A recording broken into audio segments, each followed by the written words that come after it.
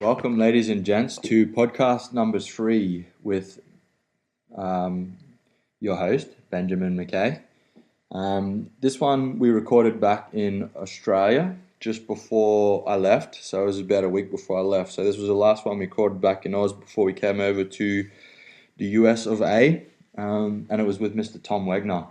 So Tom is, this one was a very exciting podcast, and I'm very appreciative of Tom to spend some time to sit down and have a chat and share some of his knowledge, bestow a bit of knowledge upon me. Thanks in advance, Tom, for your time. Really appreciated it, and I learnt a lot.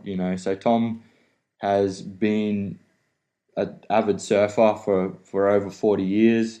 He's been involved in the industry fairly heavily in California and in Australia for a lot of his life, and just is a wealth of knowledge from the history of surfing all the way through to board manufacture and innovation. So, Tom has really been at the coalface for many years with developing and innovating sustainable manufacturing practices, environmentally friendly manufacturing practices, and it has just really been at the coalface of introducing new products and materials. So a lot of the contemporary sort of board designs that we're seeing, like the EPS with paulownia skins, well, Tom was really one of the guys that sort of introduced the paulownia skin to the surfing world, and we've obviously seen that develop and blow up all over the world, with firewire boards and all of the above guys that are sort of making those boards now. A lot of that development within the industry has been from guys like Tom that have been experimenting and developing ideas and practices, and really almost like the mad scientist of the surf industry.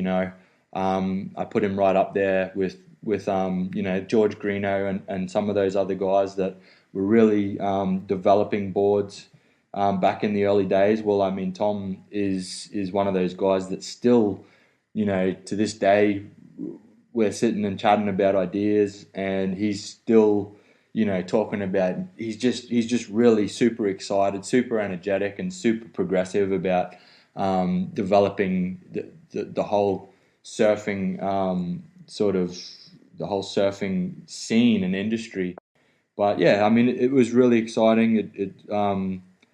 Very humbling to talk to someone like Tom, because you think that you know something, or you might know a little bit, but there's just guys that just have so much knowledge and so much understanding, and it sort of puts you on your feet a little bit when you realize how much knowledge and understanding and how much learning it takes to really become a good board builder or a good manufacturer, or become a true artisan of what you do. Thanks, Tom, for your time. Guys, thanks for tuning in to episode 3 of Local Heroes. If you enjoy, please share and subscribe. Subscribe on iTunes or on YouTube. And I've got some rad ones coming up while we're over here in the US. So thanks for your time, Tom. Thanks for tuning in, guys. And hope you enjoy it.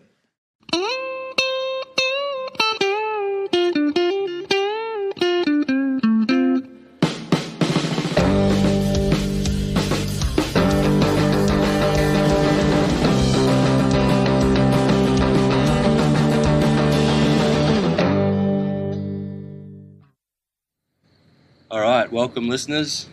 This is episode number 3 of Local Heroes. I'm sitting here with local hero Tom Wegener. Welcome to the show, Tom. Oh, it's an honor to be here. Yeah, I'm sitting here in an enchanted tree in Tom's backyard. Well, it's my surfboard factory. It looks like a treehouse from here because it's night, and the lights are looking up in the floodlights, and it's all very woody, big wood beams everywhere. That's my surfboard factory. So we're just sitting in the front of the surfboard factory here. It kind of seems like a Robinson Crusoe, like a Swiss Family Robinson scene or something. I really love it. It does. It's very rustic like that, and I keep thinking, I'd love to move to another factory. And it's just like, now this place has the ambience.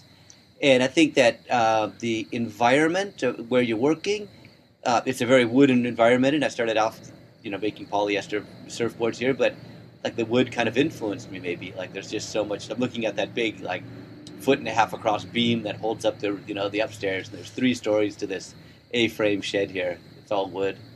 Bloody hard wood. Dude, you can't believe how hard the wood is. Like, that makes up the shed. You can't pound a nail into It gets harder, man. Like, funnily enough, I'm building a cabin in my backyard, and I milled a bit of the timber, some of the bigger trees that were close to my house. Mm-hmm. So they were sort of dangerous, and dropping leaves and everything. So I'd knocked a couple and milled up the timber. Yeah. And so I did all hardwood frame, hardwood cladding and everything. And now I'm trying to, like, nail the finishing touches. So I did hardwood trims and everything as well.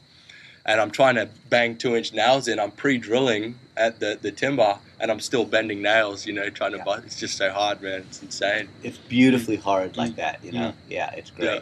Hard, but worth it, I think, It's not going to go anywhere anytime soon.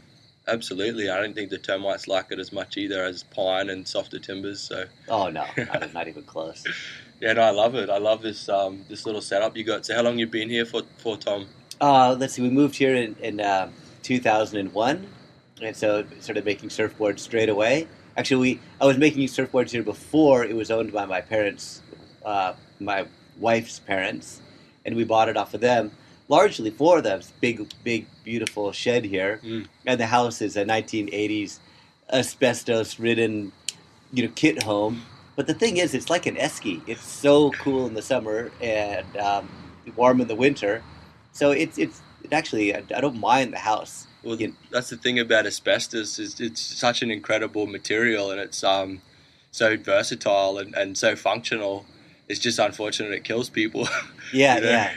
No, we're always very concerned about that, but we keep paint on it. If you keep paint on it, man, you keep it wet, it's fine. Yeah. If you ever want to demolish it, just wet it and wear a mask. It's fine. Yeah. It's fine. Good. Well, that won't be demolishing it. But yeah, so it's a very comfortable place. And we've been here since 2001, and I was making surfboards here already. But then once we bought the property, I was able to turn the entire shed into a surfboard factory, which was really nice because I had space, and having all the space allowed me to have projects going on all the time. So I could kind of screw around in one of the rooms basically and leave it there and not have to clean up, and then go to the downstairs and glass surfboards there. And, I just had plenty of space to do a lot of stuff. Yeah, that's sort of my thing at the moment, Tom, is I started with a little 6x6 shed. And once again, I milled the timber up and built my own little shaping and glassing bay. And it's all very small. So I've been adding on to it, So all of a sudden, before I had 36 square meters. Now I've got a 40-foot shipping container, and I've just tacked another shaping bay off the back of it. So just slowly kind of, increasing that sort of square meterage. So you got that bit of space to be able to work in your different areas which you sort of need if you're building boards, don't you? You kind of need the space. I've worked at other factories for brief stints, and it's like, I'd like to kind of do this project. And it's just like, well, you can start Friday afternoon, and it better be, out of here by Sunday, Yeah. And you can't do it, Yeah. I love this, and you can walk outside and walk into this beautiful little, and it's got a bit of history obviously to it, and it's got a good vibe and good ambience, Well, as you're sitting right next to that bandsaw from the 1890s, it was well over 100 years old. And Bill Wallace gave that to me. Oh, wow. And, it's solid as a rock. It takes 3 people to lift that thing. It's hard, heavy cast iron. Cuts a beautiful line. A little bit dangerous because all the guards have fallen off it and everything. And so this thing is still a fully functioning bandsaw? Absolutely. Oh, that's fantastic. And so is it hard to get the right size blade for it still? Or no, there's people that you can get those. Similar size, you can get them remade. That's awesome. Oh, that thing's unreal, and it's Bill Wallace's old bandsaw. That's pretty exciting. That's pretty exciting. Yeah. I'm sitting next to a piece of surfing history. I love that thing. Oh, that's awesome. Look, it's just beautiful. It has such a beautiful design. Oh, that's sweet. Yeah. So, Tom, I'll just sort of go into a little bit of your personal history, because I've been sort of keeping an eye on your social media and your Instagram, and you put up some awesome sort of photos of what you're doing. But one of the things that I loved was a little while ago you showed us a bit of footage of when you were surfing probably back, it must have been in the 90s in Mexico, and you were surfing at a sort of 9-foot board, and it was a solid, like overhead.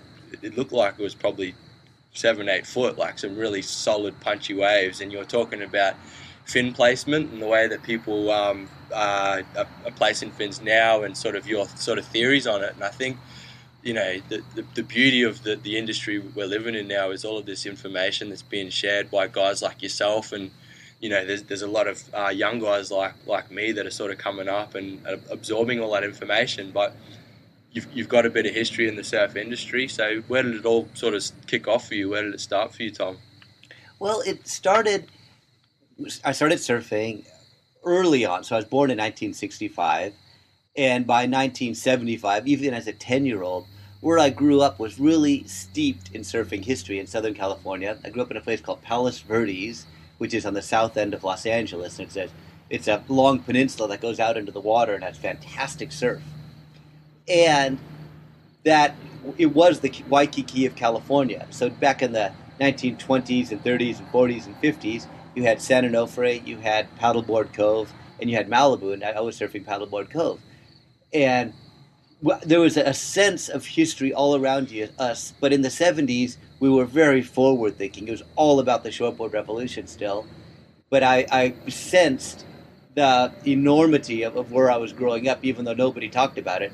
For example, the Beach Boys went to Redondo Beach High School, which is just basically down the road. Yeah. And we'd go down to the pier, and there'd be a statue of a great surfer from the distant past, and I'd wonder, who is that? And I'd kind of look into it.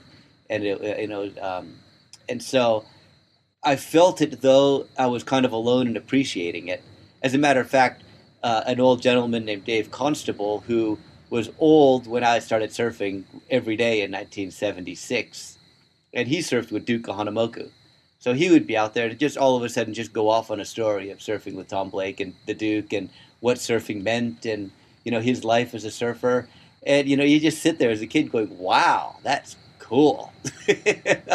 And so I had that advantage of growing up there and appreciating that sense of deep history. And then, of course, the 1960s was only 10 years earlier. And by the time I was in the middle of high school, 1981, it was like 12, 13 years ago that the longboard era ended. But there was still a lot of longboards around. I mean, they were everywhere. So it was not hard for me. So that's in the early 80s? Yeah. There was still a lot of males around at that period in that area? Yeah. Because I know, like, my stepdad was making boards here in the 70s, and it was more sort of, I mean, you can see that sort of just the change of boards over that period, and that's just that mad progression that went from, like, super rolled bottom, you know, shorter sort of 60s boards, you know, into the flatter, you know, twin fins, and then, you know, into the thruster, way more rocker, you know, just that development, it's kind of like as if in that 10-year period, all this stuff happened and then just got, like, put on a shelf and forgotten. Yeah. You know, and now it's all being pulled back off the shelf, and everyone's sort of picking bits and pieces and you know, going back to channels and messing around with rolled bottoms, and there's all of these kind of blends of stuff that I'm seeing a lot of now, which is super exciting, where people are taking, you know, bits and pieces and sort of developing it and making these really sort of contemporary boards with it now, which is super exciting. I am so stoked to hear you say that. Like, that era of experimentation was so fun. And you read the articles from that era, and there's just excitement, you know, just brimming. It's boiling with excitement for new surfboard design and new ways of enjoying surfing. And to have that, relive that now. Well, to grow up with it back then, yeah. Tom, and now to be, like, seeing it all coming back again, does it sort of make you go, oh, like, do you roll your eyes a bit and go, oh, you know, these guys think that they're doing stuff that's brand new, but there was dudes doing it in the 70s, and you can sort of remember, you know, both sides of it sort of thing, does it? Yeah, no, I don't roll my eyes, I get excited. That's cool, that's awesome, man. Stoked out of my mind to, you know, to have you say that, and that the guys are going back and reliving that stuff. There's so much to it, because I'm going to go talk about, you know, my research and my thoughts on surfing, and that is, surfing creates an identity of who we are, you know, and largely we identify with our surfing aspect to ourselves. And if you took, I'm a hardcore surfer, if you took the surfing out of me, I wouldn't be the same person. I'd be like taking my lungs and my heart out. Like, I wouldn't be the same if you took the surfing part out of me. So the surfing part is a part of me, and it's a part of you, and it's a part of our identity, and it's a part of who we are.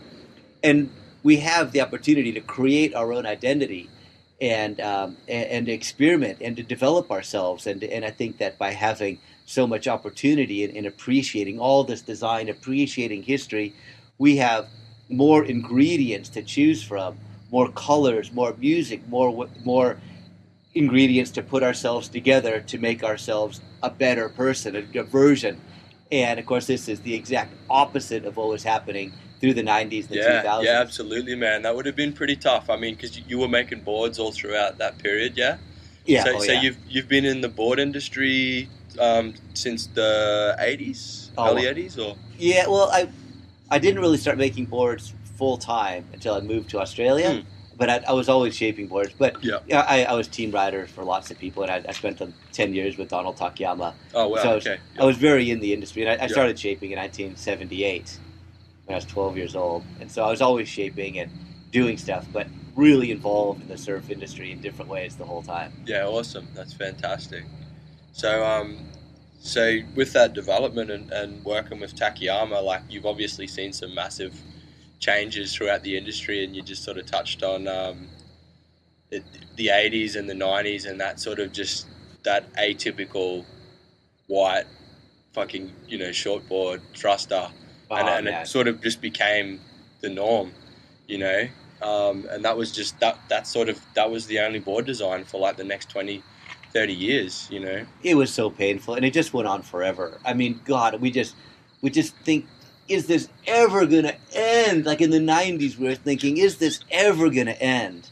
And sure enough, it slowly ended. It's kind of like a glacier melting, you know, it just imperceptibly slowly happened. So what do you think it was, Tom, that just sort of made people get sort of really ingrained in that one sort of style of board and really sort of stuck? What do you think was the behind that?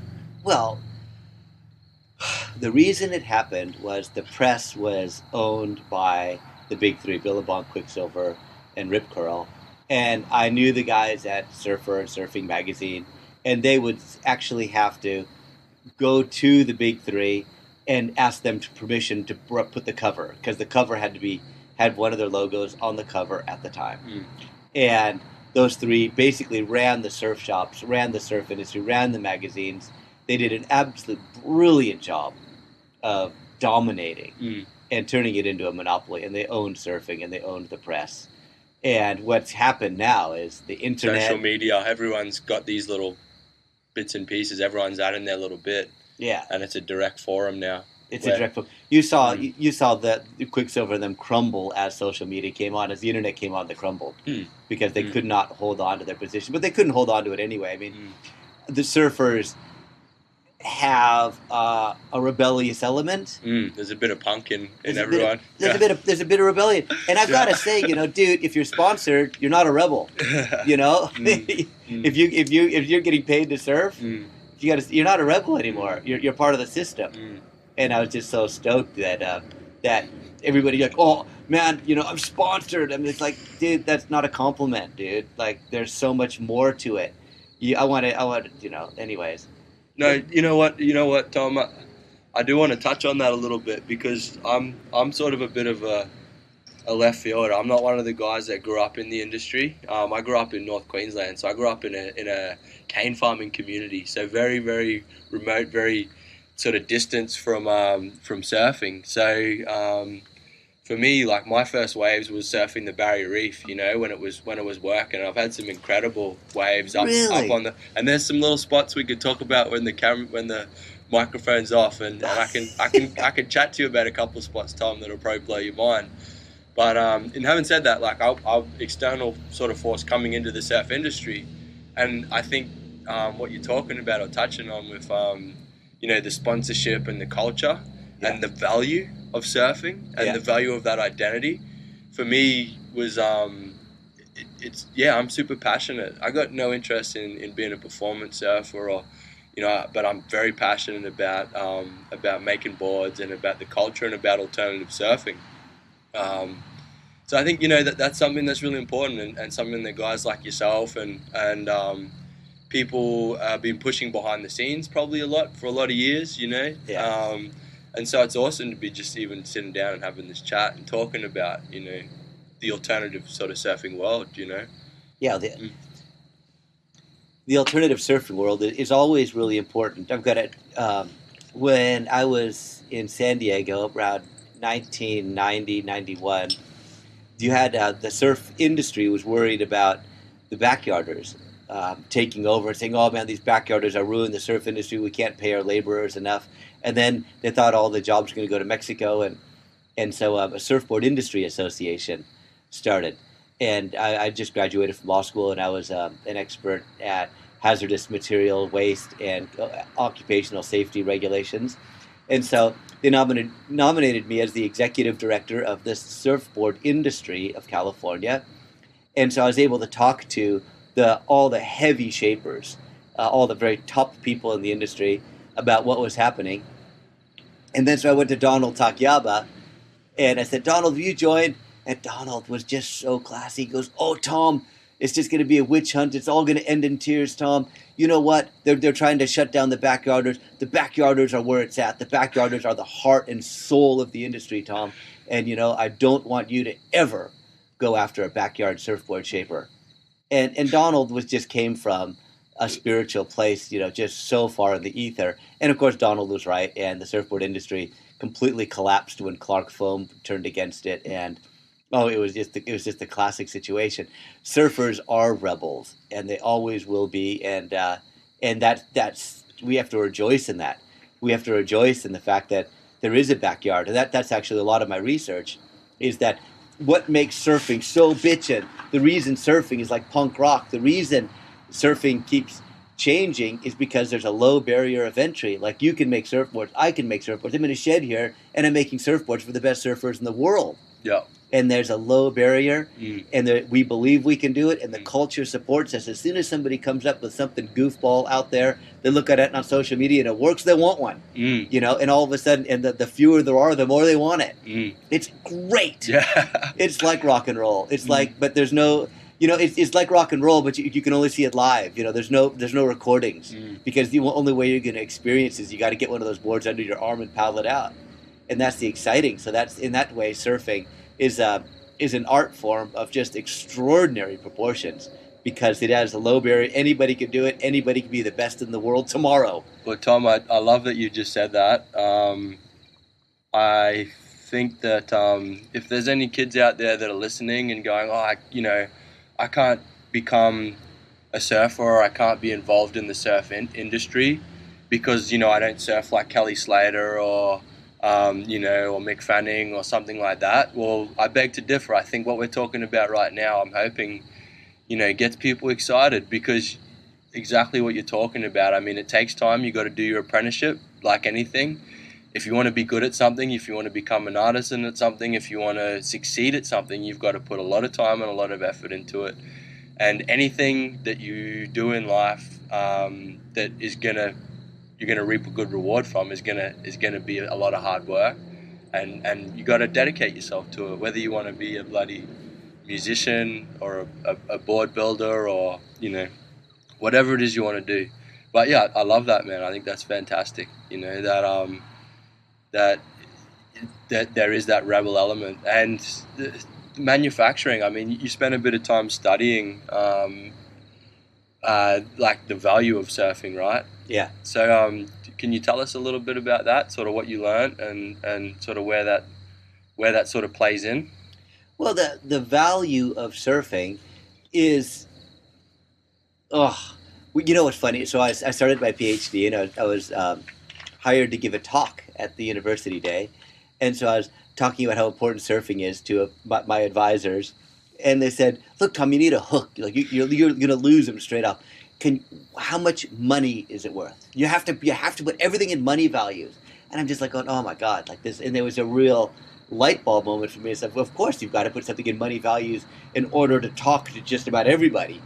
And so I said, well, if how much is a wave worth? And I did all this kind of research and the wave pools and so forth. And if you go to a contest, like you pay $125 minimum to surf Noosa, basically to go to the Noosa Festival of Surfing, so you can get Noosa with 6 people out for a half hour. I mean, that's it. And so it's like $12 a wave. Every good wave you surf is basically $12. And all of a sudden, I quickly came to surfing is worth $425 million a year to the Sunshine Coast alone at $12 a good wave. So they oh, geez, it's really valuable, isn't it? I said, yeah, well, it's what we think about, it's what we do. There's just not a money value attached to it, but it's still very, very valuable. So, but it's even more valuable than that. I mean, that actually cheapens it because, as I said earlier, it's who we are, and there's nothing more important than our own identity. That's it. That's who you are. It's your being, and that's what surfing develops. And like Tom Blake spent a lot of time thinking about this, and Tom Blake was the greatest, really, surf inventor, shaper of the last century. You have Duke Kahanamoku, who is great, but Tom Blake really ran with so many aspects of surfing, the look of surfing even. He defined, even today, was defined so much by Tom Blake that it's hard to imagine. And Tom Blake spent the first, so many years of his life surfing with Duke Kahanamoku and surfing all over the place. And then he became a philosopher as he couldn't really surf anymore. And he said, look, surfing is communicating with God.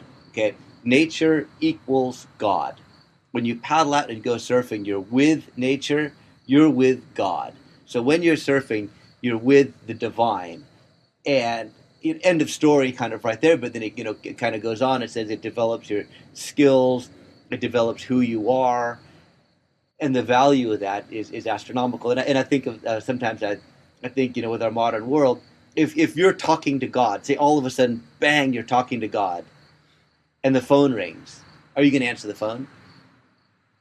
In this day and age, you probably would. I know you wouldn't, dude. You wouldn't answer the phone if you're talking to God. In this day and age, Tom, with the bloody short, with the short mindset that we've all got, we probably would. So the value of surfing. I don't think it could possibly be understated. How important really enjoying surfing is. In retrospective, as I get older and I talk to lots of older people, they talk about surfing. Bob McTavish gave this great story. So Bob and I were in talking to Bill Wallace. And so Bill Wallace is, one of the greatest, if not the greatest, Australian designer waterman in Australian history. And Bob was talking to me kind of aside, and he said, Tom, he talks to his dad when he was in the same situation. And Bill said, or Bob McTavish said to his dad, like, what do you think about? You've been sitting here for years, like basically in this situation. What do you dream about? And he whispered something, and so Bob got closer and closer, and he goes, surfing. I love it. So that's how valuable surfing is. I mean, it's not a monetary value, but we have got to get out of our monetary mindset of the value of surfing. The value of surfing is creating good, strong, happy people. Yep. And according to Tom Blake, you're basically making divine beings who are becoming closer to God. And I don't think that's really, outside of normalcy. I mean, actually, I think that's really part of the conversation that we need to have is how important is your spare time? Because, dude, we've got a lot of it. Like a lot of other countries, and I've been to lots of places where they don't have that, kind of spare time. And we do have, especially on the Sunshine Coast here, we're awash in spare time and enjoying it. And I think that, you just hate to hear somebody whinge on the Sunshine Coast, don't you? Yeah, well, my wife, she's from Las Vegas, and she goes, everybody, everybody's just so nice here. Everybody's too nice. She's like, I want to go back to the city. Nobody talks to each other. Nobody says hello. And I'm like, man, how can you not love the coast? So we're going back to Vegas, and I think she likes, I don't know, where people aren't as nice. I love the coast. I love the vibe here. I love the waves. there's still spots that you can go and get a wave on your own, you know. Oh, and that's epic. Yeah, and people complain about the crowds and the points and so forth. And of course, most of us moved here for the points. The points are incredible, but still, there's lots of other waves, like you just said. I'm a bit of a lone soldier. I like to go for a little adventure and find my own little beachy. And yeah, I'm a bit selfish. I'm not much of a sharer. Yeah, I never have been. You know, it's getting harder and harder, Tom, for sure, to find those little secret spots. You know, there's just different ways to enjoy surf. Like, I went up. I've got a buddy who we ride toothpicks. So we each have these big, long, 16, 18-foot toothpicks that we love to ride. And there's a big swell, and so we drive up to Double Island Point. And the swell is kind of big on the beach, but we get around the point, and there's absolutely nothing inside the bay. So we go back, and I said, all right, you know, toughen up. We're going to actually do something. We're going to paddle out there because there's a big gutter, real deep gutter. Then it would shallow out, and the wave would break, not real hard, but kind of crumble out there, close out, just big closeouts, and then they'd break into the gutter. And I said, you just take off and go straight. And oh my God, like, it was like, that was the most memorable surf I've had in years, is double and triple overhead, that waves that are kind of just crumbling and looking straight towards shore, taking off on a 16-foot finless surfboard, and you catch the wave so early. Like, you're in the swell, and you are going so fast that you have to angle, but the problem is that you go out in front of the wave too early, and then the wave breaks behind you, and you just get blasted. So you actually, it's a real trick to ride those boards to actually keep on your feet till you make it to the gutter, but you don't really care anyway because you get blown off your board and you swim 20 feet, you're in the gutter. That's awesome, man. Yeah. But that's just an example of like of how we need different to ways open to our approach it. Yeah, yeah, for sure. I mean, you know, we live in the wave paradise. There's so many ways to enjoy all the waves. You need to. Yeah, that's the next paradigm shift with that. I think that goes hand in hand with what we were talking about earlier, is looking at all these different boards and getting excited about riding different boards. Well, you know, I think the reason a lot of us ride our different boards at the points is just merely because there are lots of people there. You know, and if there's 10,000 people out at a closed-out beach break, we'd probably go over surf over there because, you know, we actually want to show our wares and show what we're doing. So I don't know, it's just fun. Yeah, no, that is, and I think, I mean, board development and board design it's gone backwards, and it's also gone like into the future a little bit as well. So I know you're getting pretty big into the Hawaiian style shapes there. Yeah. So I know you're a history buff with surfing too, and I really enjoyed a couple of years ago when we sat down and had a chat about we're at a surfers forum, and you were telling everyone about the history of surfing. So I mean, how far back does it go, and how far, like, what's the furthest sort of history like known to us of surfing? It's obviously in Hawaii, isn't it? In Hawaii, when I went there years and years ago, I surfed a place called Lyman's, and so it was 1982. I surfed Lyman's. And it has these big rocks as you go across the wave. So you take off on this left. And because I grew up in Palos Verdes where there's lots of rocks, they didn't really faze me that much. But literally you do a bottom turn around a rock that sticks up out of the water, come up and hit the lip, do a bottom turn, and then there'd be a big shelf in front of you. And you'd have to really negotiate whether to go, you know, pop out the front or, you know, try to go on the inside of it, get the next section. But there was kind of these kind of shelves. And as I was riding the alaias, I thought, geez, that would be a good wave. Lyman's would be a great wave because that's what you look for. You want to have about 2 inches of water under your board on a well overhead wave, and that's where the alaia works best. You know, and the alaia is the ancient Hawaiian style surfboard that I saw in the Bishop Museum.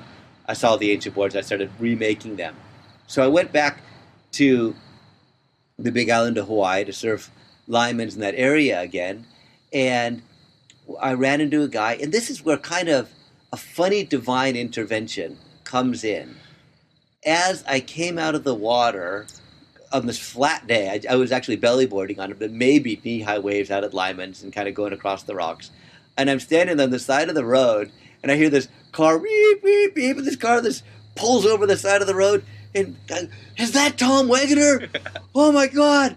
And so the guy comes over, and he just goes, you know, I've seen your videos on YouTube, but you know, it's just so funny. Do you look over there? And so I'm standing there, and he says, look at Lyman's Point. He says, yeah, and you see that ledge right there, and there's this clear ledge, Mm-hmm. and then a ledge above that, clear ledges, but they're there, but they're overgrown and so forth. Mm-hmm. And he goes, those were grandstands. This is where the ancients surfed, and they surfed here a long time ago.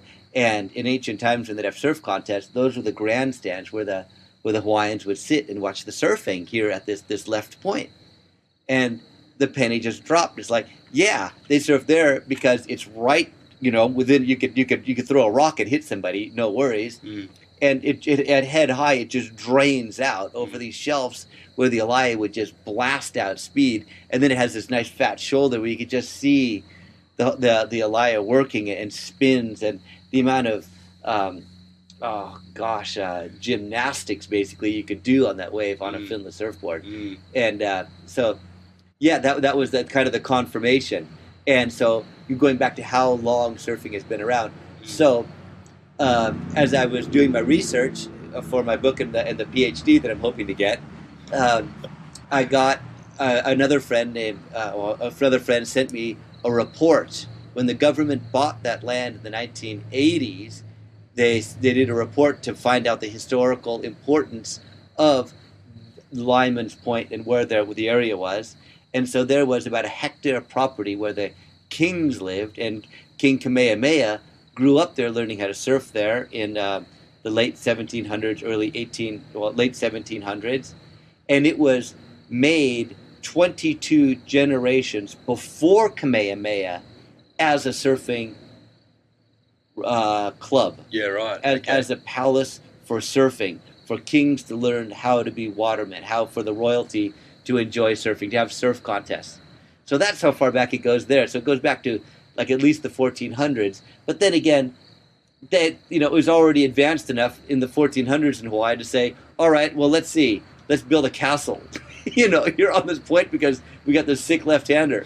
So it just goes back and back and back. And I don't think that there's no reason to think that it evolved from then. It would be just as easy to say that surfing devolved from them, because we don't really know. Except one of the first one of the first kings or royalty of Hawaii who went back and forth from Tahiti. You have no idea when that actually was. They say around the 1,000, 1200s or so, but it could have been earlier. And he was looking for surf breaks, so he ended up surfing on Kauai. He just says, yeah. Went back and forth to Tahiti. Tell the people in Tahiti I ended up on Kauai because there's really nice waves. And I bet he ended up at Hanalei Bay. Wow. But to say that, he was the first to surf Hanalei Bay is, only... Or whether he was hunting waves. But that's, yeah, well, that's we know incredible. he was hunting waves. Yeah? Yeah, it says he was looking for good surf. Oh, wow. To retire. He was going, I need a good break to retire on. So that's how important surfing was to these people. In ancient Hawaii, the way you could become royalty from a slave was to surf well. Wow, that's insane. That's beautiful. And how many people who surf today know that it's 600 plus potentially thousands of year old sport. I think a lot of people, when they talk about surfing, it's this new sport that is maybe the 1920s when the Western world sort of jumped on board with it and started running with it. But we're talking about something that's ancient, an ancient sport. I think we're talking about a very, very ancient sport. And I think that... but even a sport, to call something a sport, we're talking more so about a lifestyle or a culture, that the Hawaiians have been doing for hundreds of years. Yeah. So it's more of a lifestyle, really, isn't it? It is a lifestyle with a value on surfing and riding waves, being close to nature, being close to God, going back to Tom Blake. And I can relate with that, Tom. Like, I think any surfer can. Is that you have a shitty day, you paddle out, you're sitting on your board and you're in nature, and it all just washes away, and you have clarity. Everything makes sense. And it's that being in nature and that sort of the kinetic energy of water sort of running over you. Yeah. And then, you drop into a wave, and it's like being with God, really, isn't it? It is. And I'm quite sure that all over the world people were surfing. See, in order to stand up on a surfboard, you need very specific conditions. And those conditions aren't everywhere by any stretch. And so Hawaii is unique in that it had those conditions, and it had the woods. It had a wood called Willy Willy, which is a very light wood that they had the time to figure out how to seal, but they had the waves. And surfing could have evolved other places, but they were probably bellyboarding. And bellyboarding is a great way of surfing as well. So Papua New Guinea, potentially the Solomon Islands and places like that, Yeah. where they were surfing as well. They were bellyboarding. Yeah. But Okay. our surfing history blatantly says that surfing was only stand-up surfing, which completely puts a cap on the understanding of surfing. And so I would argue that bellyboarding is just as much surfing as anything else, and you go faster and on and on. And then, like just recently looking at surf research, the surf research website is just a fantasy land of things. And they're talking about the Hafa surfing that's been going on in Israel. And there's a guy up there making these Hafa fishing boats where the fishermen used to surf in. So they were surfers as well. And those go back to the pharaohs. Oh, So wow. they go all the way back.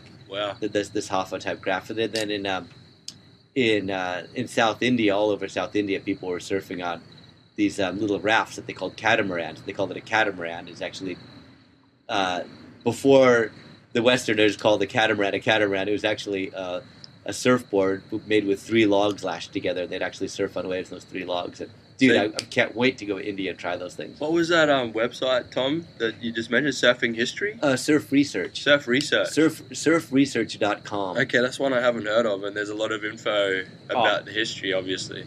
Deep history. Oh, yeah. wow, that's awesome. Okay, that's awesome. Yeah, I'll be looking that up for sure. And then there's another website called legendarysurfers.com. And that's my buddy Malcolm Galtwill, Malcolm, who's just very, very crucial. Awesome. And yeah, okay, we'll jump back on that later on, Tom. That's awesome. A few things for me to learn and chase up on as well. So the history of surfing is Hawaii, and then in the sort of the Western world, and the Duke obviously introduced it to. Well, I guess he's the figurehead anyway of traveling around and introducing surfing to California. Yeah. And then Australia, I suppose, was the next on the list, wasn't it? Actually, that's not quite exactly right, but it doesn't really matter. Close enough. Well, yeah, you can see I've still got plenty to learn. A lot to learn about the history. I mean, George Freeth came to California, but I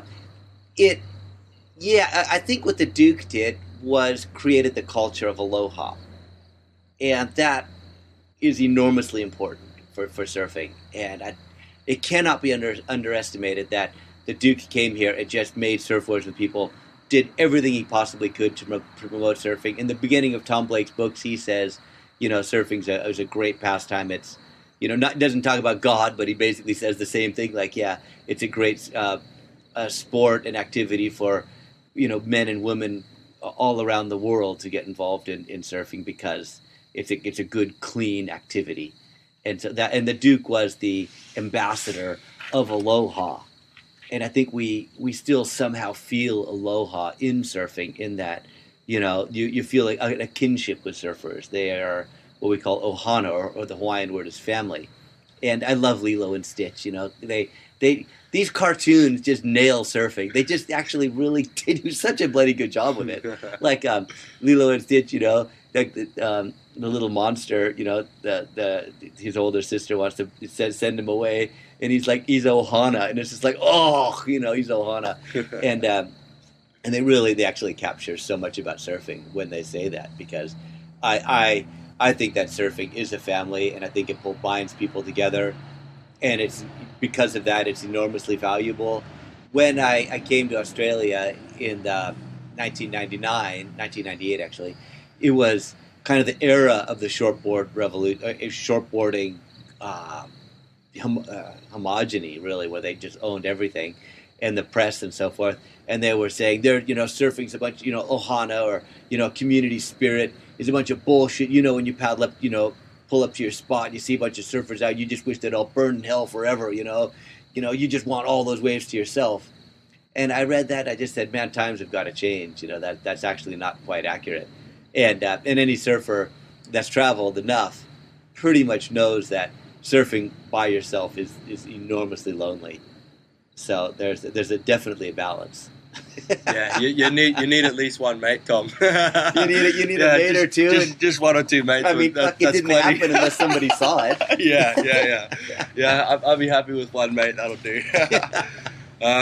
That's awesome. Just grabbing a bottle opener here. No worries. A screwdriver to open up one of these Coronas that Benny brought over. So sweet, because Benny's getting ready to go to Mexico, so he's just warming himself up. Yeah. That's all we drink is the Coronas at home. My wife's Mexican, and we got to have the limes in there. So, so let's talk a little bit about Mexico. You've obviously spent a bit of time over there. Yes. What's your sort of favorite destination or favorite location in Mex, do you reckon? I love all of it. I could just go on and on with just stories. I find that people are very, very nice, down to earth. You just get away from the cities. Hey Tom, let's not tell everyone that, because a lot of people are probably, Indonesia, for example, it's crazy busy. There's just people everywhere. You jump over to Baja, it's a lot different.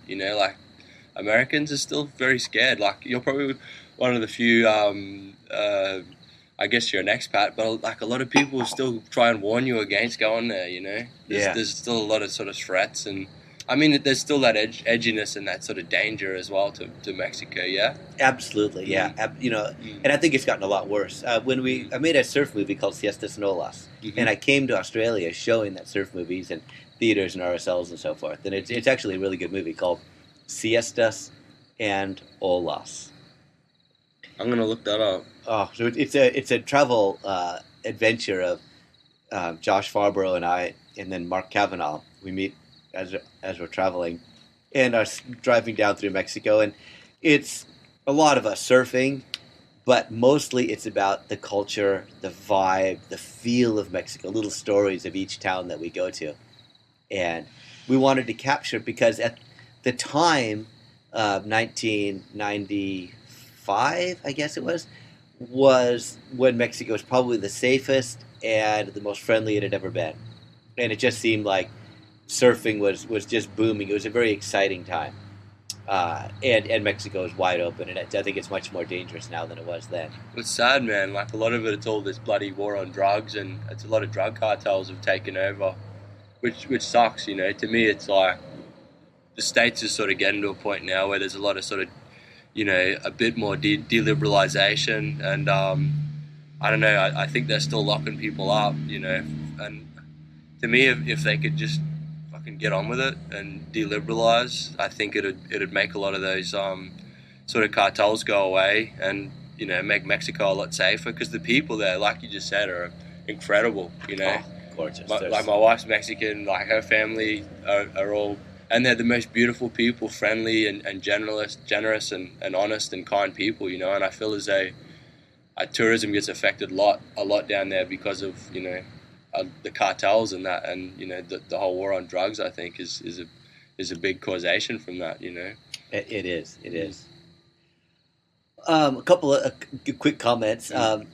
When I would be going down there, when I was going down there a lot, even before Siestas and Olas, it always bugged me because the Americans were such imperialists in a way, and everybody that went down there, in that they brought surfing, and if they found a sort of new spot, or they thought they all of a sudden were a local there, and so you have a little Mexican family on the beach, making tortillas and fish tacos and selling you beer, and then you have this absolute idiot Californian standing there saying, "Hey, this is my spot. I'm a local here. No new faces. Nah, I think it's a bit too busy. You got to leave." And so many times when the Mexican families kind of got wise to this dickhead saying, "Hey, you guys can't surf here." Your turn now. Yeah, it ended in tears. I tell you that quite a few times. But I got the brunt of that because in our surf movie Siestas and Olas, we went down there before we set up and filmed at any particular spot. We would say, this is our camera. This is who we are. We would like to shoot here, and we will put this in this movie if you'd like. And, they would say, oh, my name is Jesus Juan Gonzalez Rodriguez. Yeah. And you tell them that you come to my restaurant and come to my beach and it's very safe here and we'll look after you. And we go, okay, we'll say that, And that's what they wanted. Then we get back. And so many. Everyone went down. Well, people went down, but also our posters got torn down. We had bomb threats left, right, and center. Oh, wow, because people were like, that's my spot! Yeah. That's my spot!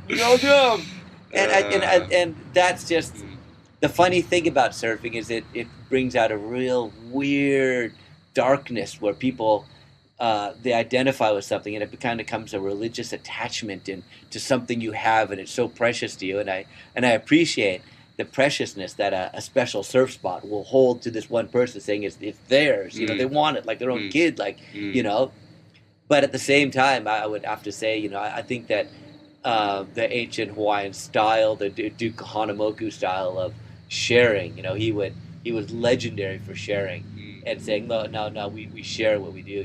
There's plenty of waves, and so I come from the school where a wave comes about every 8 to 12 seconds. Well, I agree. It's almost infinite. Like if you try and imagine infinity, and it's hard to think of like what infinity is. But one thing that like we're talking about, being close to God or whatever. I mean, if you try and imagine how many waves are broken on planet Earth, they're every 8 seconds, all over like it's infinite. It's fucking infinite. You know what I mean? So to go, oh, that's my wave, or this is my spot, is insane. And I think the adventurer is always going to adventure. Some like if somebody's surfing and there's a bunch of people surfing here, well, the adventurer is always going to go and find the lonely spot or the next spot or the other spot, and those spots are still yet to be discovered. There's still places on Earth, and every wave's different as well. The tide changes, a bit of water movement, the wind will change, and that'll change a location as well. So there's always that adventure, I think, and that's real. There is. I still honestly believe that most of the great waves aren't surfed, or maybe just barely discovered even. All those atolls, like you were saying, that the outer reefs out there in Queensland, the Great Barrier Reef, and all over the place. There's heaps of waves. But then again, what you interpret to be a good wave, it was relative to the way you want to surf the wave. And of course, my wave now, as I get older, is more of a Waikiki. I want a wave that just crumbles. I want a wave that's large, slow moving, and crumbles, because I want to get out there on my biggest board. I want to take off early, and I find utterly invigorating the dropping in on an olo. So let's go back to the ancient Hawaiians. Man. Yeah, sorry, we were jumping around a bit. Yeah. So now this is perhaps a couple of beers down talking, but the olo is something that almost no surfers have ever surfed before. It's the ancient Hawaiian big board. It was the surfboard of the royalty. They started at 16 foot long or so, with a very, very, very heavy rolled top, rolled bottom, gorgeous, almost looked like a popsicle stick shape, but very, very intricate design within that shape. You have to go online and actually see what an olo looks like, and look at my website. Olo, is it O-L-A or O-L-O? O-L-O. Yeah. But that style of surfing is what the kings did in Hawaii, and it's something that I would, it's a whole genre of surfing, an enormous genre of surfing that hardcore surfers, with tats and short hair and all that stuff, would throw them on one of those things, and you're pretty humbled pretty quick, just trying to paddle it in a straight line. And so they, I like that would be my ultimate adventure, like. The design would be to find a wave like that, and of course, it's nearly not even rideable to most people. They wouldn't even look at it as actually as a wave, and that's to master the olo, to get that feeling. It's almost like canoe surfing. And then the other surfing that I love is bellyboarding, riding the little wood bellyboards, and of course, that is what the majority of people have surfed through history, is the little wood bellyboard, and I find it to be the most dynamic surfboard to ride, and whenever I go surfing, I have 7 of them, It's almost like picking a golf club, because I look out there and I see, oh geez, okay, it's a little bit fat, I'm going to take the extra flexy one, or oh my gosh, look at that bowl section right there. I want a hard rail, I want to be able to pull into there, and for me, it's just this. It's actually nerding out to the extreme. You can't nerd out that hard on a regular board, but you can nerd out on a belly board because all 7 of them fit into your arm. Yeah, that's awesome. So yeah, the wave, when you're looking for waves, it really is what you're looking for, and I have such a wide variety of waves that I just get delirious when I think about going surfing.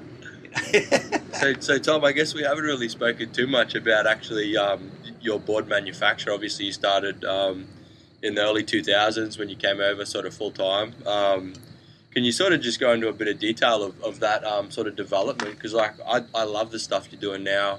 You're using a lot of sustainable materials. You're doing a lot of eco-friendly boards, but you're also taking all of that knowledge that you had as a pro surfer, and you're developing, as we were talking before we got started, you're sort of gluing together, these performance-y or like these boards that work in all conditions, but are also, good for the environment as well. So I think that's, very exciting. So yeah, can you sort of talk about that sort of development and where you came from and sort of where you're heading with a lot of that stuff? Okay. Well, it's a funny story. So I came to Australia and surfing the points here, and I looked at the points and I said, well, I need a single fin, because in California, I'd ridden lots of 1960s longboards, as I said. I had 3 balsa boardwoods at one time, and lots of old mals. And the hips are back and the noses are narrow. And I look at the points right there, and I just said, that's the best nose riding wave I've ever seen. Why is everybody riding rockered out single fin or tri-fins? Why is everybody riding those hyper McTavish tri-fins? So I looked for the blanks, and I couldn't get a flat enough blank. So I said, well, I've got to put my own stringers in the blanks. And then the blanks at that time had wide noses and narrow tails, which was the performance tri-fin longboard. And I needed to add an extra inch in width in order to get my wide tail and narrower nose there. And Paul Josky introduced me to paulownia. So Paul Josky had made a hollow paulownia wood surfboard, and I surfed it, and I went, oh my gosh, that's just like my balsa wood boards.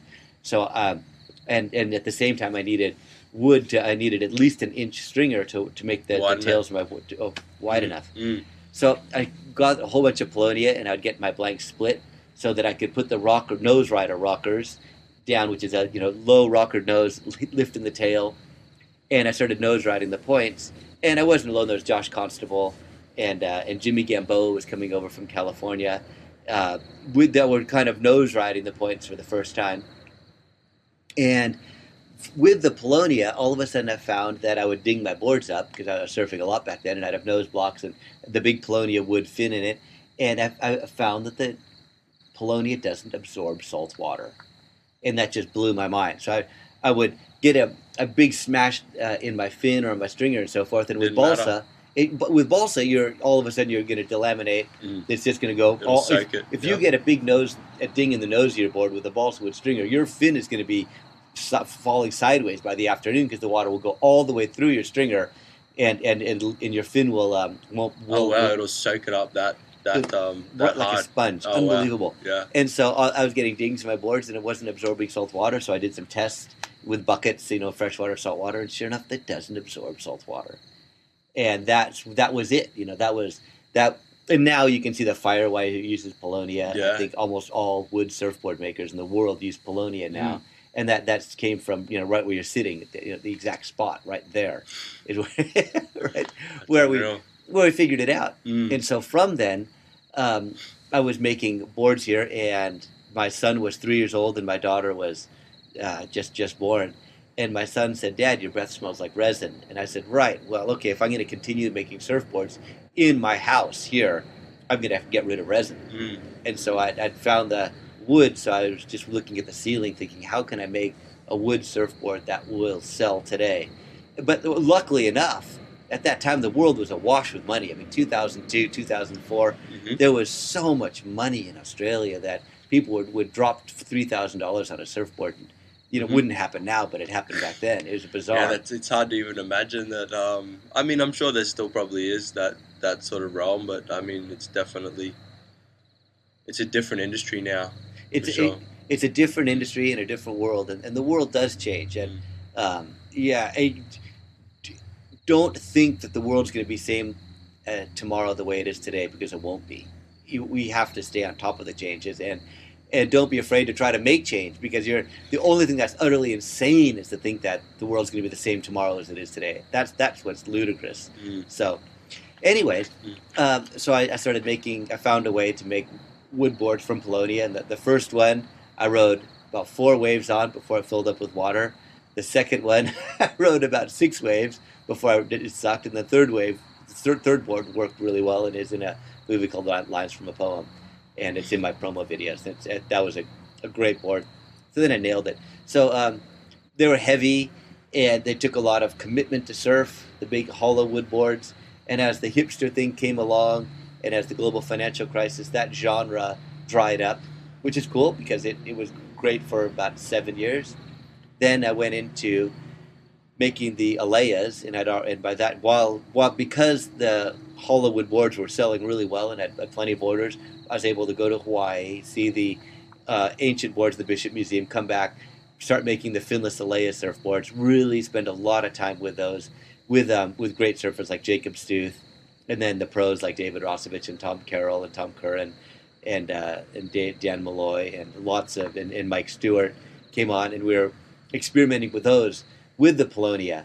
And the second time I went back to the Bishop Museum, I just looked at the boards and I said, geez, they wish they had paulownia, because the wood that they had on Hawaii was actually pretty limited. And you had very hard woods like koa, a little bit softer wood, a little bit lighter wood with the breadfruit tree, and then you had willy willy, which is like a balsa wood, which absorbs water. So they had to spend an enormous amount of time fixing dings and resealing. Anyways, so sorry, just to step back there really quickly, just out of my own curiosity. So they would seal them with like a wax or some description. Well, or would it be a beeswax or something like that back then, or no? It's a long process. Basically, they would according to legend, they would take the board, dry it out, then cover it with mud and bury it underground in mud so that the mud would seep into the pores. Then they'd take it out again, dry it out again, then rub it with river stones to smooth it out and smooth the mud on the top of the board. And then they would start oiling the board with kikuyu nut oil, ashes from the fire, and mixing it and rubbing it into the board. And layer after layer of kikuyu nut oil with ashes from the fire that would go in and seal the little microscopic pores in the wood. And then they'd surf them.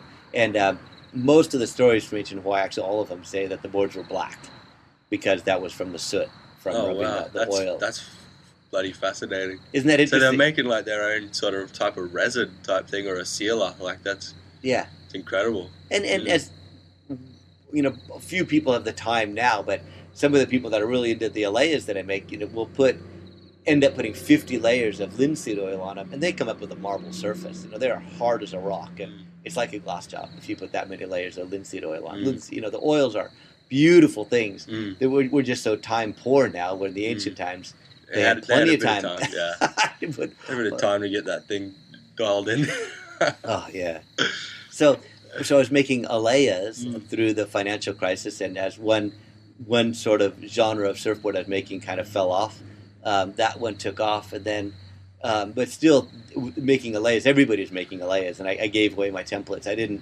Was not at all protective of the designs or the shapes or the wood or the techniques at all, because I was more concerned with the surfboard becoming popular than I was with protecting my own market share. And I'm happy. I mean, really, that was a true one of the best feelings of my life, was just sending off templates and telling people, this is the wood you want to use. This is the, when you mill it, ask for, this cut, glue it like this, make sure you've got perfect joints. This is the glue to use, blah, blah, blah, to make sure that people could make good alaias. So that, because a lot of people made bad alaias, surfed them once, they broke, they stopped it and never surfed them again.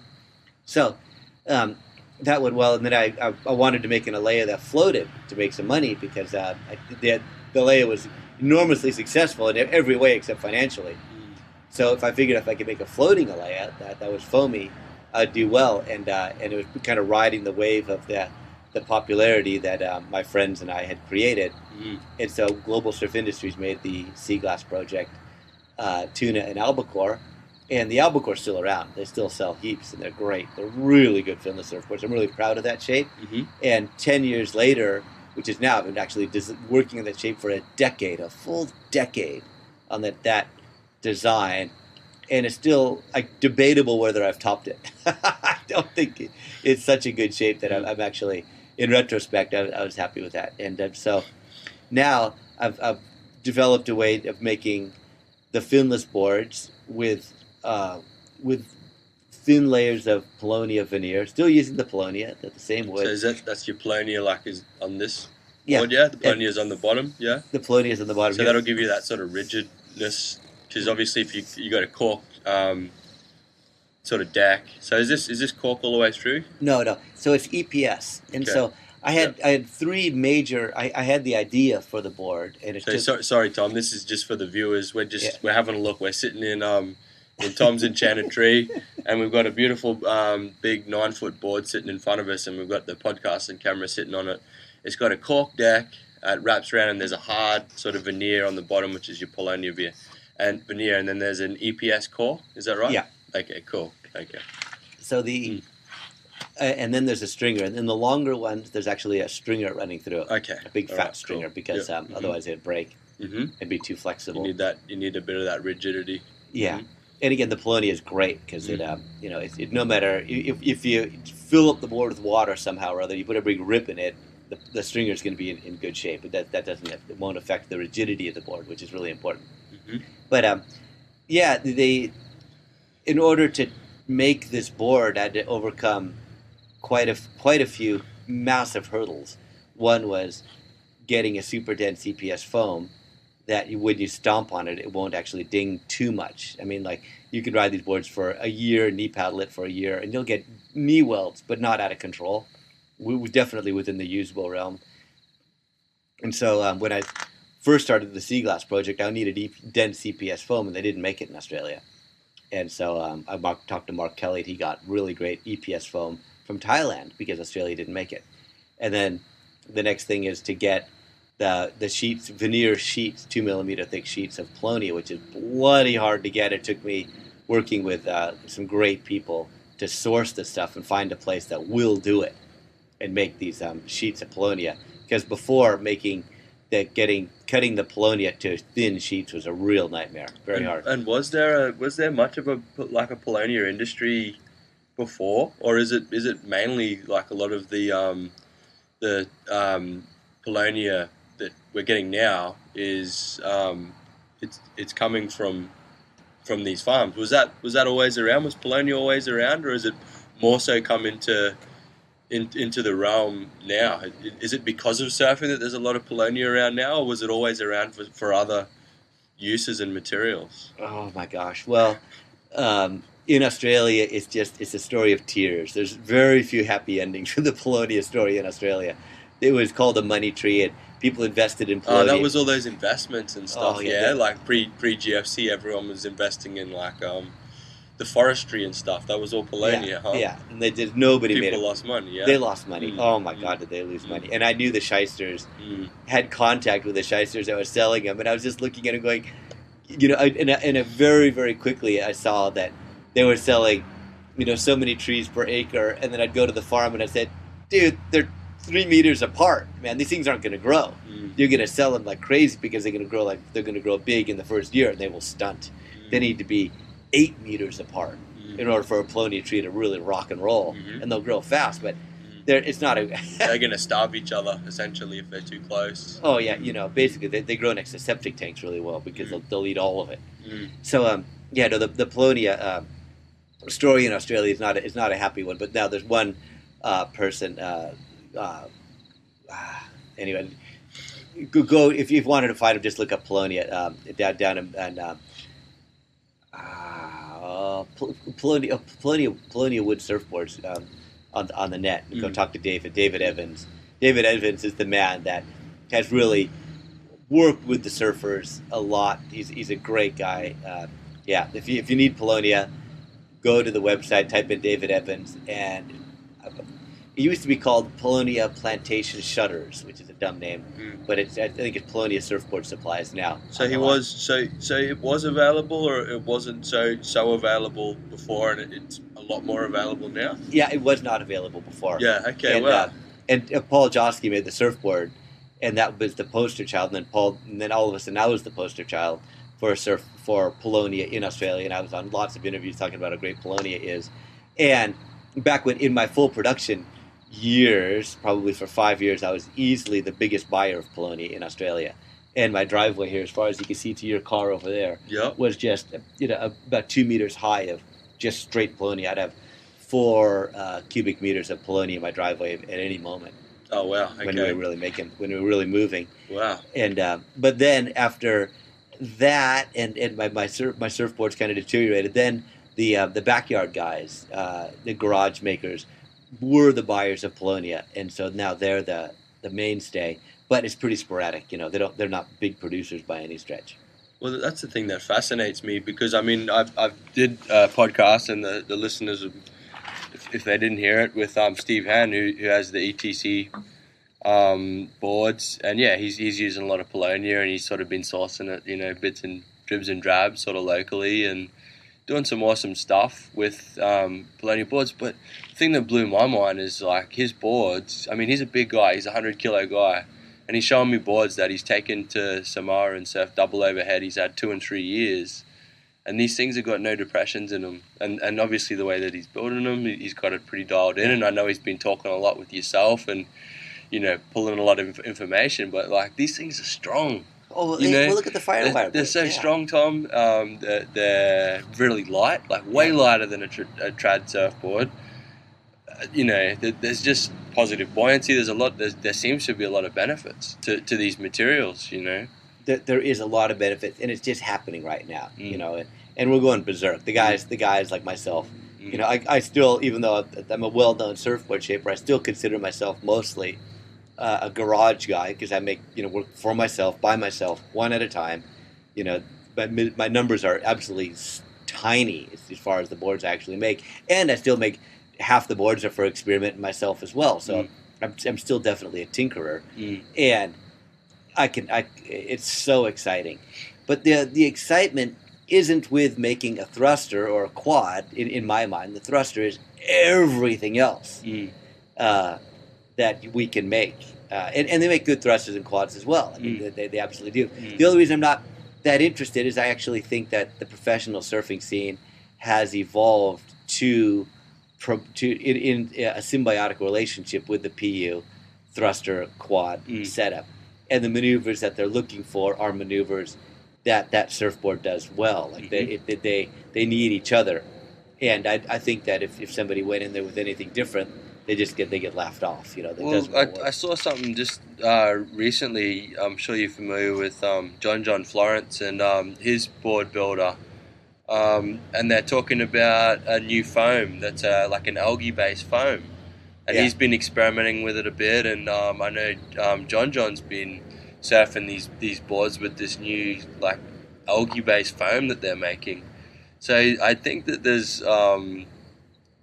there is a little bit of experiment going on there, and I'm very keen to see the next 5 to 10 years, like how that's all going to play out. I know Kelly Slater's been messing around with the recycled deck pads and that type of thing, and things are going a lot more EPS.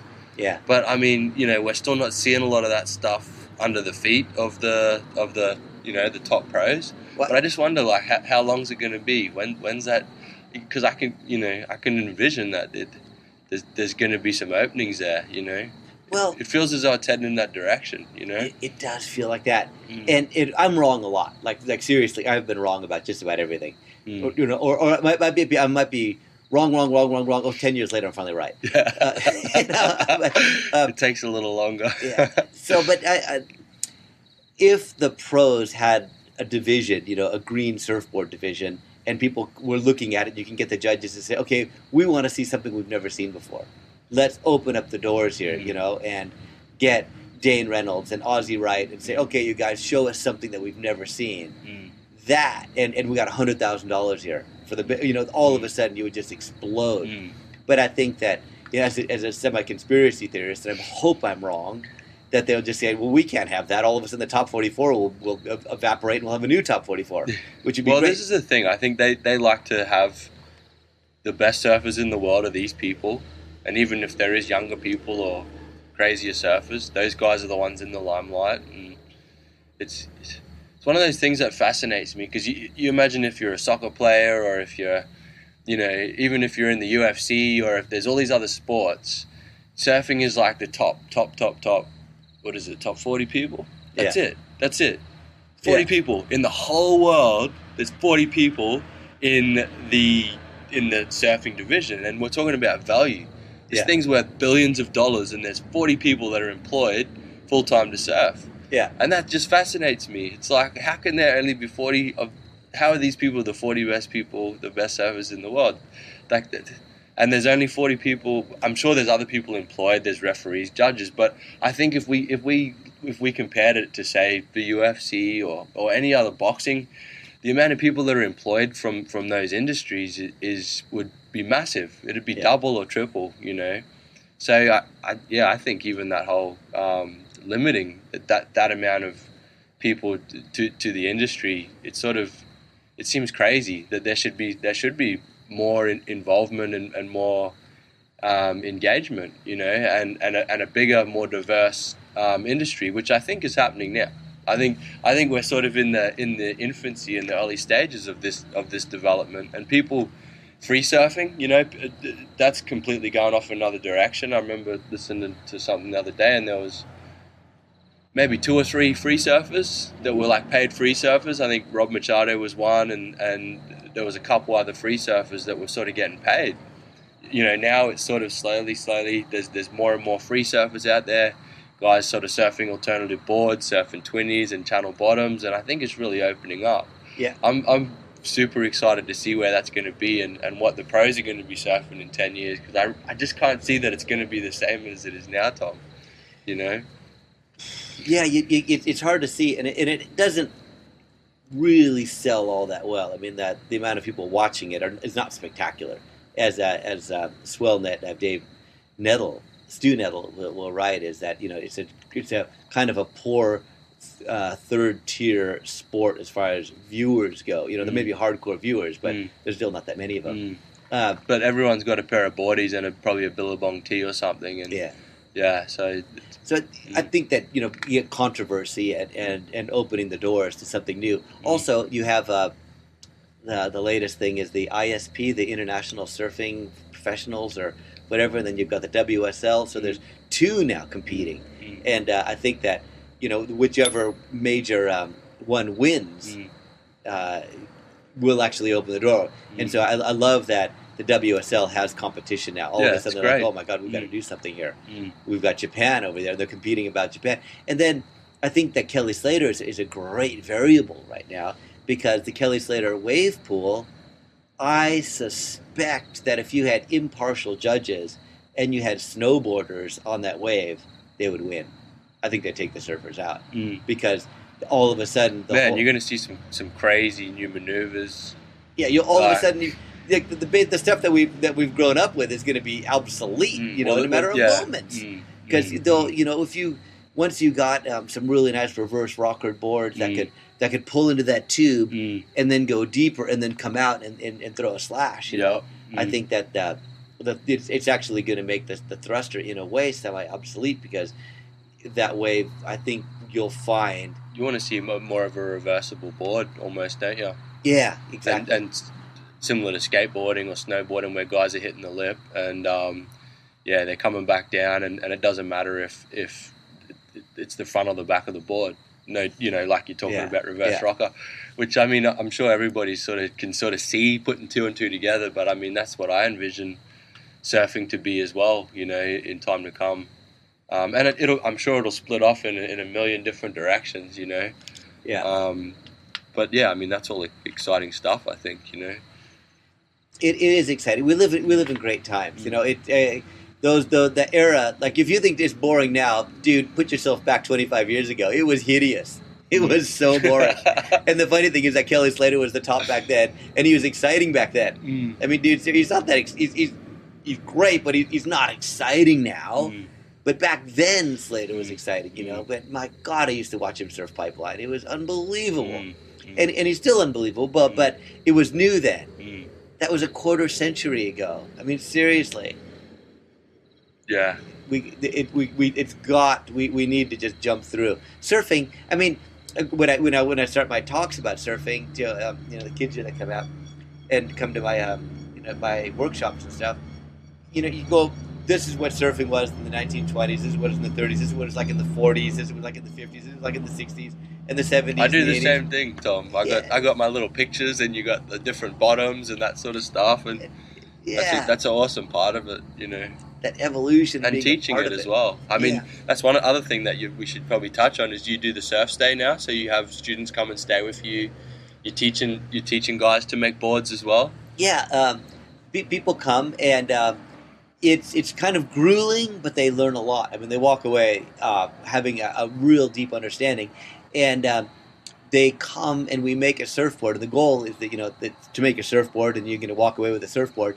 But in a way, I think that what they really valuably walk away with is an intense study of surfboard design. And so when we spend a full day just talking about the board that we're going to make, because we pull out the templates, we pull out all this long history of surfboards and where the surfboard design come from, and then trying to actually put the surfboard they're making in a very wide historic context. And that's the hard part. And that's actually the valuable part. I agree with you too, man. Like I've done a bit of the board education too, and I love it, because the reason why I love it, Tom, is the first board I ever made. I mean, I moved down to the Gold Coast. I was living on the coast for a few years, and I was surfing shortboards. I was living with some young pros and that type of thing, and it was all about the thruster, and I was sort of starting to get a bit fed up, and so I made my own board. And I took it down to northern New South Wales on a beachy, and this thing was like a super wide tail, full nose, like a mini Simmons type thing, like a bat tail with a sort of tri-fin, like a Greeno type fin setup. And this thing just took off. It just flew. It was so fast, and it was so fun, Tom, and it changed my life. It changed my perspective on surfing. It changed my joy. It just changed everything. Yeah. And then it's like, well, I want to share that stoke. I'd like to be able to teach people to make their own board. So people, come to me and they say, I want a board with a single concave here, double concave here, and I want to put 3 fins here. And I go, okay, well, why do you want to do that?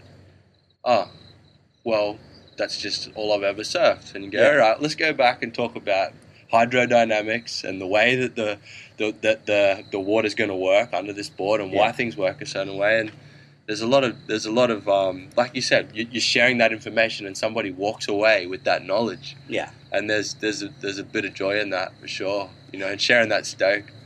Yeah. Look at a surfboard, so that they walk into a shop and they look at a surfboard and they see it just completely different. They have more of an understanding. Yeah. Yeah, that's brilliant. Yeah, that's awesome. And that's going well for you? You're getting a few people through?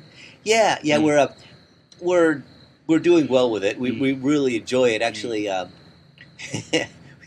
we have what is it, the champagne problem, where we have too many people coming, and I can't keep up, because after a couple of days with going through it and making a surfboard and so forth, I'm stuffed, and the person walks away with their mind is melted, and we've actually got to kind of figure out a somewhat better way. But lots of people come in, and everybody's been very, very happy. And oddly enough, it's kind of funny is that people come and the surf has been god awful for the last year, and so we're making a board, and we go down to the beach and the surf is flat. And I say, grab this belly board. And we jump in, and every single person that's come here so far that stayed for 4 days has walked away with a couple of belly boards. Oh, wow. Because we go belly boarding, and they ride the belly boards, and they just can't believe it. They're just that stoked. So we come back, and we whip out a couple of belly boards. And, yeah, I would actually like to go have a course now where just talk about surfboard design.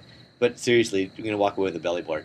Because we can make it in a half a day, and then spend the rest of the time just having a good time and enjoying it. The chat, riding boards, and the specialty is I've got a warehouse full of boards here, so we can go down and you can ride, alaias, you can ride Rostovich's alaia, you can ride this board, you can, all these different, this wide variety of boards, and get to feel what it is to look for the board, what it feels like, what rocker is. Well, I think that's important, mate, because with that whole, that 20, 30 years, so pretty much from the 80s all the way through till,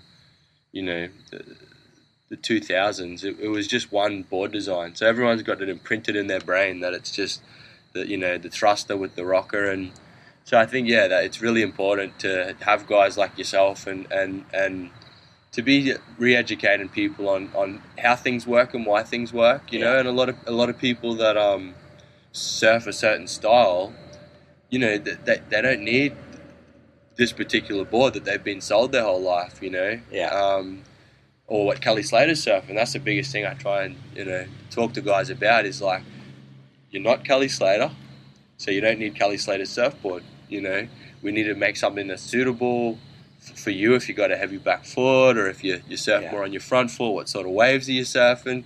You surf on the sunny coast, you probably don't need something that's a performance shortboard that's designed for surfing Hawaii or Indonesia. So but I think it's people are starting to learn, and I think that these more non-traditional boards are creating a market, for sure. One day I came back to my car after a surf, and I'd seen one of my favorite shapers out in the water, and I won't say who.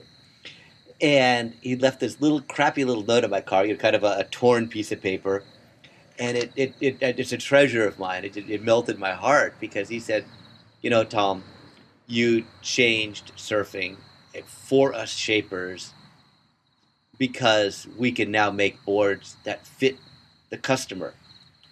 I had a customer who always wanted thrusters, and then he came to me, and I told him, you need a single fin, you need a single fin, you need a single fin, and finally I made him a single fin, and he's enjoying surfing again.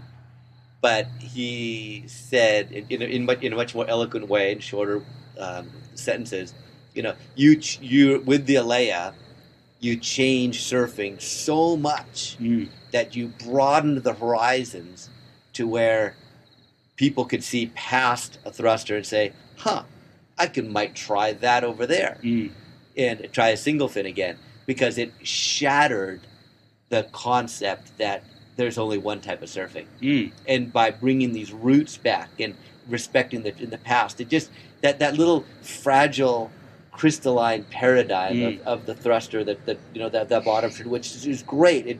It's a microcosm that is an incredibly successful surfboard design. It's marvelous, but it's limited in a way, and it's just a room.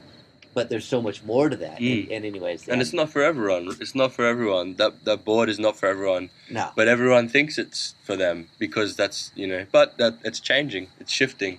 Yeah. The crystalline paradigm. Yeah. I've never heard it be called that before, but I think it's a great idea.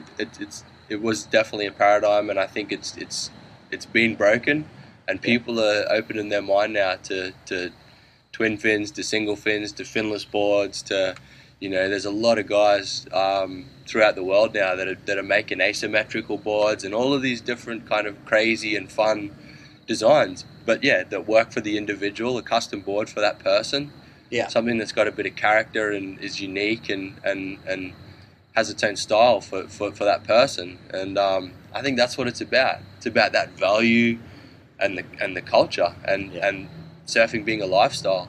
And if you're somebody that goes and buys a white shortboard, then you're I guess assigning yourself to a certain thing, but you're not giving yourself any individuality or that punk attitude, that individuality, which I think is to me that's a pinnacle of surfing, is trying to be a bit unique, not trying to fit in with the crowd, but to be a little bit punk, unique. Well, like in the old days, like you could pull out one of the 60s magazines, and it could be black and white, semi out of focus photo, and who's surfing immediately. You know, oh, that's Phil. That's Jerry. That the surfers had style, their own style, their uniqueness, and that's that surfing lost that. You know, we think, you know, of course, from the other side they might be saying, oh no, you can always tell, you know, like this guy or that guy, whatever, in the top 44, each one have their own bottom. Maybe they do, but I don't know. But I think that it's opened up. And the uniqueness, and going back to identity and who you are, you know, you have more ingredients to choose who you want to be, and your style. But you know, your own style is really built on the shoulders of everybody else. Yeah, that's right. I mean, it's like musicians or anything else. It's, you know, Hendrix learned blues from whoever it was before him, and it's never entirely unique or individual. Yeah, it's always a development off of something and someone. And you get stoked off of that. You know, you become that person that, you know, this is my style, this is my scene. Yeah, you cut your own little path. Yeah, you know, I love the Alex Nost, you know, style. There's so many like Nost heads around. You know, some people are critical, and I say, no, man, that's so cool. That's so cool. And Alex Nost is an exceptional person. Like the way he surfs incredibly well. He's enormously fit. He's so flexible. He can tie him in a knot. You know, he's a good artist. I was watching him play the guitar the other night. He's an incredible, you know, musician. He's no dummy. You know, he comes off as a stoner. But I've found one thing I have found is that the great surfers that I have met, like Tom Carroll and David Ross, Mike Stewart, they're very smart people. They're not dumb. There's this 1980s Piccoli from Fast Times at Ridgemont High sort of stereotype of a surfer, and it's just utterly not true. You know, is the further you go up in the quality of person and the ability to surf, the more intellectually stimulating, the smarter, the more engaged the surfer is. You know, and Jerry Lopez, you know, is in exactly that. And it's Mark Richards, you know, very smart, well-spoken, articulate person. Most of the people that rise to the top of surfing. So, you know, the 80s and 90s were all about this ridiculous stereotype that was totally inaccurate. And I think that was, you know, again, part of the big three owning the industry and actually shooting themselves in the foot in the long term. Yep, mate. I think we've probably covered just about everything. Well, probably not everything, but we've run around in a few. We've talked about the history. We've talked about your personal. Talk about the boards that you're making now, and I guess the only other thing that we can touch on is where can people find you on social media, or if somebody wants to come and do a surf stay with you, what's the best way for them to get in touch with you? Okay, actually, Betty, turn around. Look at this big possum coming down. Oh wow! There's a possum in the shed. Yeah, there's a big possum that comes out. I can hear him sleeping right above me, and he kind of scratches around. And the funny thing is, he's not afraid of me at all because he listens to me and he listens to my podcast. You know, he listens to the radio all day long. He's just right above me in the shed. Oh, wow. He looks like he's just dropping in to come and see what's happening. See what the boys are doing. I am absolutely... Have you got a name for him? I do not. I'll have to think of it. But every night he comes down, and when I'm working here, he'll just stop and sit there and watch me for the longest time because I know he knows me well because he listens to me all day long. Well, at least he's not breathing in any bad chemicals or anything here, Tom. You're building environmentally friendly boards, so he's going to live a long time. That's right, yeah. Isn't that funny? I'm sure he's got a big warm den of sawdust right above me up there in the rafters. So awesome. Yeah, to find me, it's just Tom Wegener, and Wegener's Wegener, and on Instagram it's Tom Wegener Surfboards. And so that's about it. You know? Awesome. I'm going to jump on and check out that the surf movie Siesta en Olas. Yeah. That sounds awesome. And a couple of those, the surfingresearch.com and legendarysurfers.com. That looks awesome as well. So definitely be looking that up. Great. It's so exciting, and it's so exciting that you're here, Benny. And I hope that you know, people have enjoyed the interview. Thank you for listening very much, everybody out there. Yep. Thanks, listeners. And check out.